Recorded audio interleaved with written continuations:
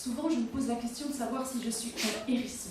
C'est un peu normal comme interrogation, vu le nombre de fois où j'ai servi de paillasson. Incroyable, il y a toujours quelqu'un autour de moi qui a les souliers dégueulasses et c'est sur mon dos qu'il se débarrasse. Vu qu'il n'y a jamais personne qui bouge son petit doigt, c'est bien connu, pour exalter la vie d'un gagnant, faut une foule de perdants qui applaudit et servent de faire valoir. Ce serait trop difficile d'admettre qu'on a tous du talent. Pour cela, il faudrait partager la poire. Et dans ce monde, plus il y a de désespoir, plus les dominants se gavent d'espoir. Écrasé au sol, on pourrait presque le croire que mon alter ego est un paillasson. Il suffit d'écouter comment m'aime mon compagnon. Ferme-la, dit-il d'un air grognon, tu te la pètes alors que t'es de la basse extraction. Zut, me revoilà devant le mur des interrogations. Saurais-je transformer mes proutes en pierres précieuses? De cette manière, j'aurais enfin l'air sérieuse. Je pourrais me relever sur mes deux pieds, avec mes tripes faire fortune et pourquoi pas atteindre la lune.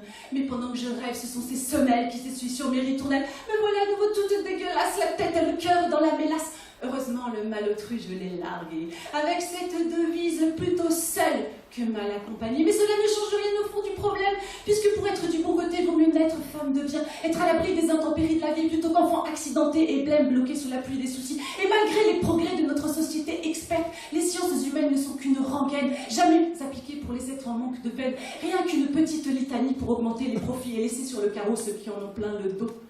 Tiens, nous y voilà au syndrome du paillasson.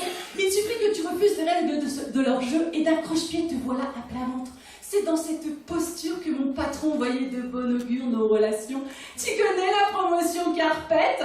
Tu laisses ton boss jouer à califourchon sur ta descente de lit et ensuite tu négocies un CDI. Je t'assure, c'est vraiment chouette d'appliquer la convention collective du « Bienvenue dans cette nouvelle ère du droit de cuissage ». Tu veux à manger, un toit sur ta tête, eh bien tu n'as qu'à être sage. Ravale tes valeurs et fais comme tes sœurs pour qui le marbre dans la maison vaut bien quelques malencontreuses fellations. Côté soutien, ton histoire ne vaut rien. La mythomanie, c'est connu, est une maladie par la science reconnue des démunis. Et même en criant sur tous les toits à l'injustice, tu verras que même tes amis t'accuseront de partout voir le vice. Qu'en gros, c'est toi le mauvais pion, que d'accumuler autant de malchance, c'est bel et bien inscrit dans les gènes le conditionnement du paillasson. Un jour, j'en ai eu ras-le-bol de devoir toujours raser le sol, d'avaler sans broncher toutes les poussières tout en essayant de rester digne, droite et fière. Alors j'ai choisi, quitte à être un tapis, autant jouer les tissages de l'air et au pays des mille et une nuits, voler quelques merveilles à l'imaginaire. Merci.